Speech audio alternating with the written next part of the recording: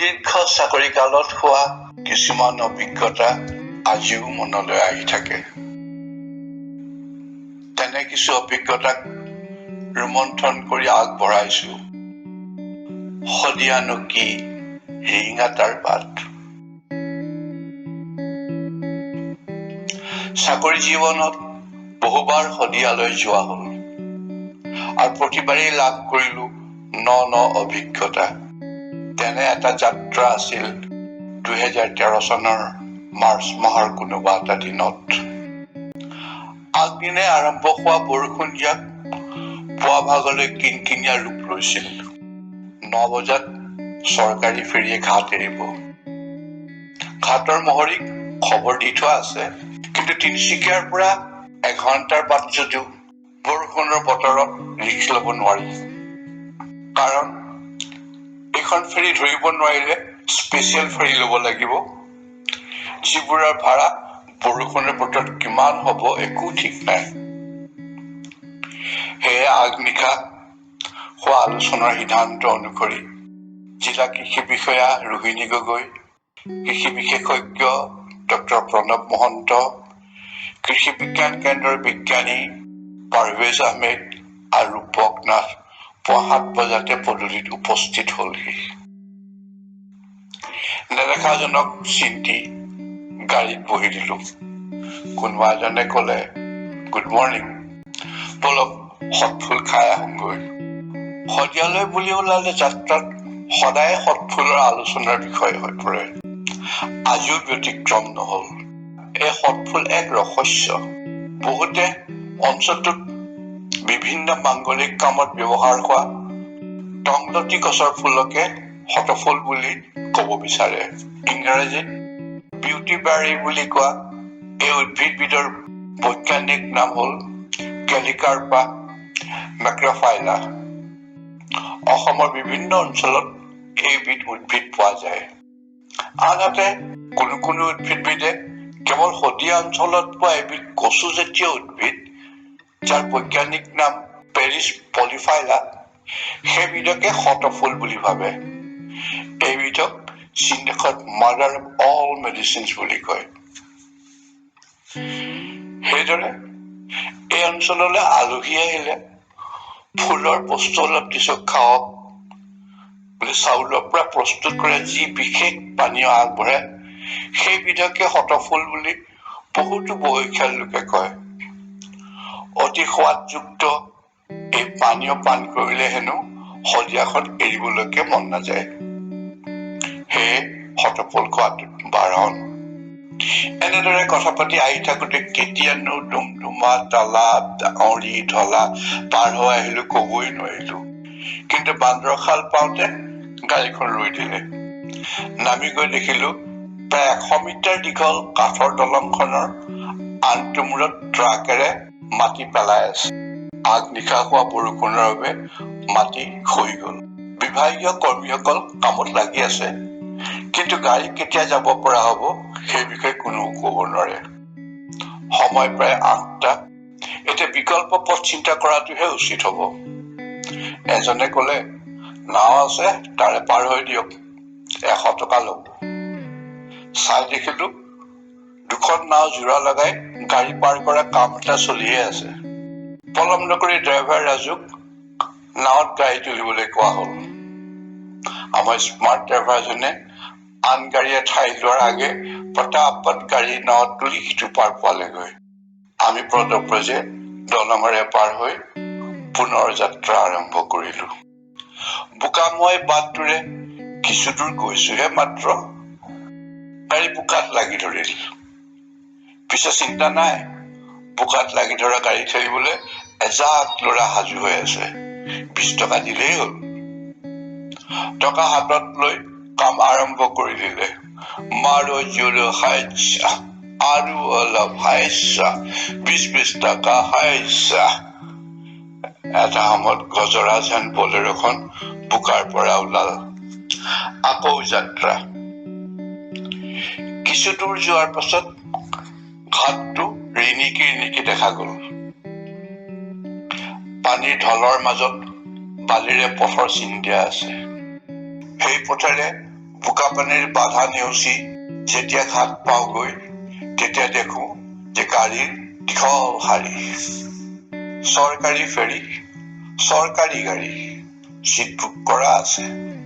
ড্ৰাইভাৰে মৌলিক পৰিচয় দি আমাৰ গাড়ী ফেৰীত তুলিলে। কিছু সময় আছে, চাহ একাপ বিচাৰি আমি ওচৰৰ চালিখনৰ তললৈ গলো। চাহ হোৱালৈ বাট চাই সন্মুখৰ বিশাল জলৰাশিলৈ চাই ভাবিলো, এইটো চৈখোৱা ঘাট। সিপাৰতো কুন্দিল, মাজত এয়া লোহিত। এই লোহিত দিবং আৰু কুন্দিল নৈৰ সংগম স্থলতে শদিয়া অৱস্থিত। অতীতৰ বিদৰ্ভ ৰাজ্য।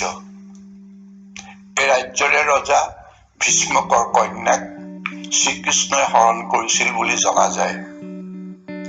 সেয়া মহাভাৰতৰ যুগৰ কথা। খাটি গাখীৰৰ গৰম চাহ কাপৰ আমেজ লৈ ফেৰীত বহাৰ ঠিক পাছতে ধাপ ধাপ শব্দৰে আমাৰ ফেৰীত লখিমীৰ মেচিন চলিল। তাৰ পাছত ঘাটুৰি নিৰ্দেশ পাই লাহে লাহে ফেৰীখন আগবাঢ়িব ধৰিলে। আগবঢ়াৰ পাছত বাহিৰলৈ ডিঙি মেলি চাওঁতে দূৰৈত নৈৰ মাজত খুটা কিছুমান দেখিলো। কাষৰজনক কিহৰ খুটা সুধিলো, উত্তৰ আহিল দলঙৰ। শদিয়ালৈ এখন দলং হব বুলি শুনিছিলো, কিন্তু কাম যে ইমান আগবাঢ়িছে গম পোৱাই নাছিলো।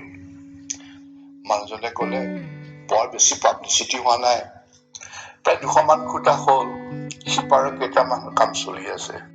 তেখেতে আৰু কিছু কথা কৈ গৈছিল। মই কিন্তু খুটাবোৰ চাই চাই সপোন দেখিবলৈ ধৰিলো। ইয়াত এখন দলং হব, ইপাৰৰ মানুহ সিপাৰলৈ যাব আৰু চিঞৰি চিঞৰি গাব, শদিয়ানো কি ৰিং এটাৰ বাট। আমাৰ ফেৰী লুইতৰ বুকুৱেদি আগবাঢ়ি থাকিল। কাষৰ দৃশ্যবোৰ চাই চাই অত শুনিবলৈ পোৱা, পঢ়িবলৈ পোৱা কথা কিছুমান মনলৈ অহা যোৱা কৰি থাকিব ধৰিলে। দ্বিতীয়জনা চুতীয়া ৰজা ৰত্নধ্বজপালে 1248 চনত ইয়াতে ৰাজধানী স্থাপন কৰিছিল। গংগা নদীৰ পানীৰ লগত পৰশুৰাম কুণ্ডৰ পানীৰ আদান প্ৰদান কৰাৰ সুবাদতে গৌড়ৰ ৰজাৰ লগত ৰত্নধ্বজপালৰ এক মধুৰ সম্পৰ্ক গঢ় লৈ উঠিছিল। এই সম্পৰ্কৰ সূত্ৰে ৰত্নধ্বজপালে এজন পুত্ৰক শিক্ষা লাভ কৰিবলৈ সুদূৰ গৌড় দেশলৈ পঠাইছিল। কিন্তু ৰাজপুত্ৰজনৰ গৌড় দেশতে মৃত্যু হয়। গৌড়ৰ ৰজাই মৃতদেহ সন্মান সহকাৰে ৰত্নধ্বজপালৰ ওচৰলৈ পঠিয়াই দিয়ে। ৰজা ৰত্নধ্বজপালে মৃতদেহ গ্ৰহণ কৰি ৰাজকীয় সন্মানেৰে ইয়াতে সৎকাৰ কৰে।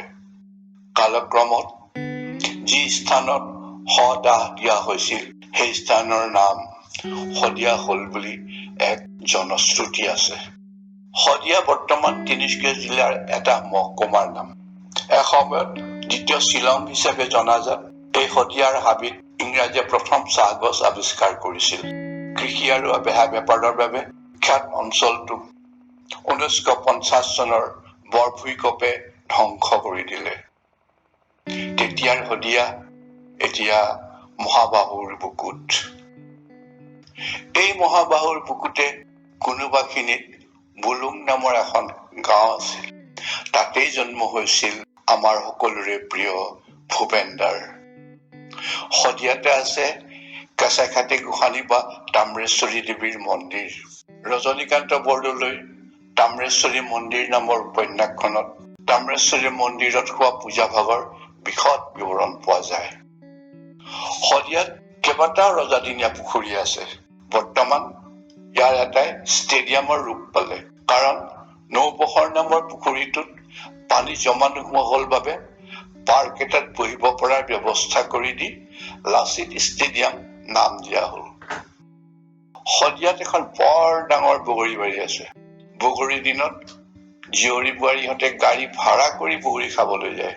বাৰীতে বহি যিমান মন যায় খাব পাৰি, কিন্তু এটাও বগৰী নিব নোৱাৰিব।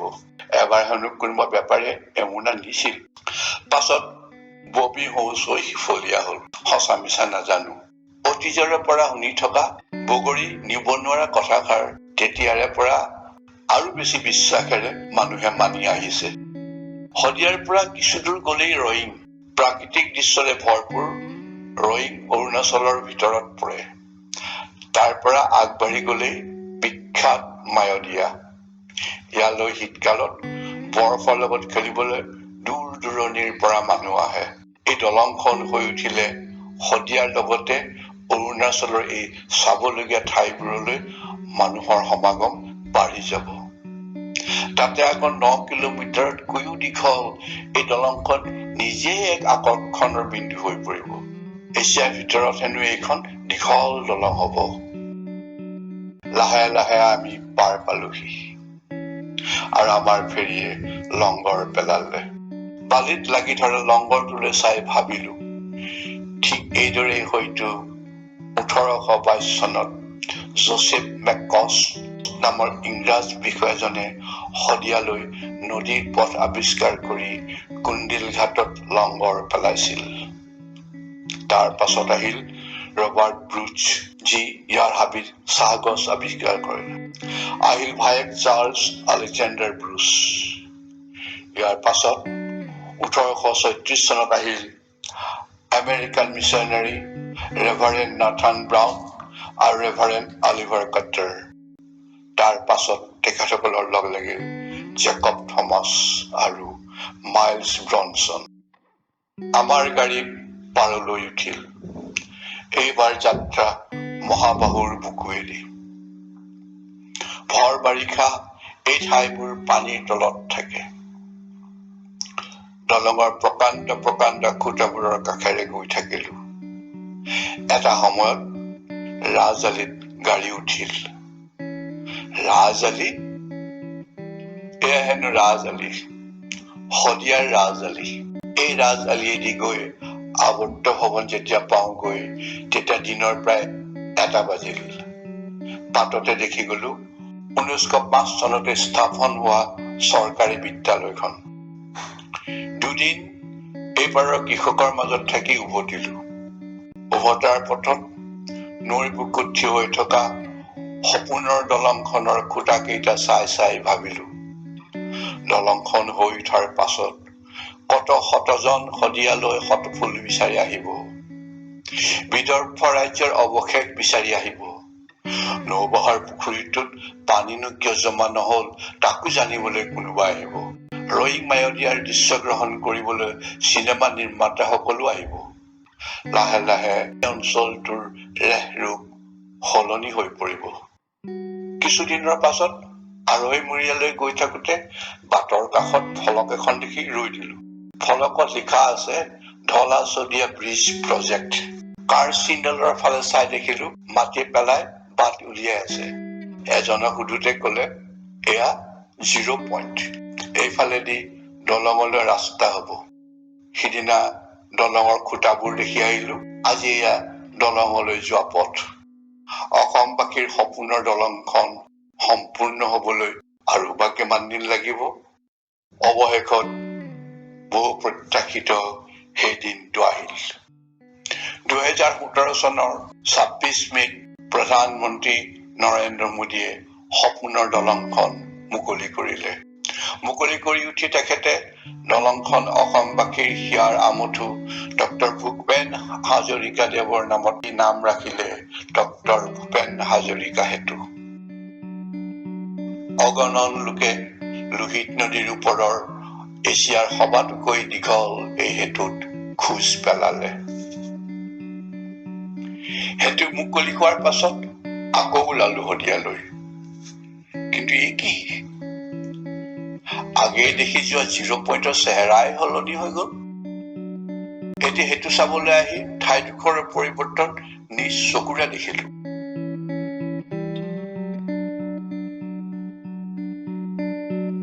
মূল সেতুখন আৰু আগলৈ। এইবাৰ আমি আগবাঢ়িলো শদিয়ালৈ। মসৃণ পথ, নাই বোকা পানী, নাই উখুৰা মুখুৰা পথ, নাই খোজকাঢ়ি পাৰ হবলৈ ঢলে চিঙা আলি, কাঠৰ দলং। চৈকাঘাটত এতিয়া বিলাসী জাহাজ, পৰ্যটকে লোহিতত এতিয়া নৌকা বিহাৰ কৰে। 4 বছৰৰ আগৰ তিতা যেন লগা অভিজ্ঞতাখিনি মিঠা হবলৈ ধৰিলে। ঘাটটোলৈ চাই নষ্টালজিক হৈ পৰিলো। কিন্তু ৰবৰ সময় নাই। আজি আকৌ এক যাত্ৰা শদিয়ালৈ, আন এক অভিজ্ঞতা। মসৃণ পথত আমাৰ গাড়ীৰ যেন পাখিহে গজিল। কেওকাষৰ দৃশ্য উপভোগ কৰি কৰি গৈ আছো। গাড়ীৰ মিউজিক চিষ্টেমত বাজি উঠা খগেন মহন্ত আৰু সংগী বৃন্দৰ সেই বিখ্যাত গীতটোৰ লগে লগে আমিও গাবলৈ ধৰিলো।